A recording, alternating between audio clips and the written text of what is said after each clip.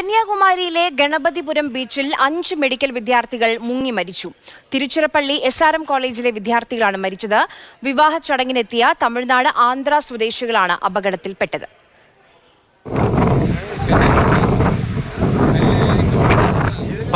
Medical വിദ്യാർത്ഥികളാണ് നാഗർകോവിലിൽ സഹപാഠിയുടെ വിവാഹത്തിൽ പങ്കെടുക്കാനെത്തിയത്. ഇന്ന് രാവിലെ സ്ഥലങ്ങൾ കാണാനിറങ്ങിയവർ ഗണപതിപുരം ബീച്ചിലെത്തി. 6 പേർ ബീച്ചിൽ കുളിക്കാനിറങ്ങി. 5 പേർ കൂറ്റൻ തിരമാലയിൽപ്പെട്ടു.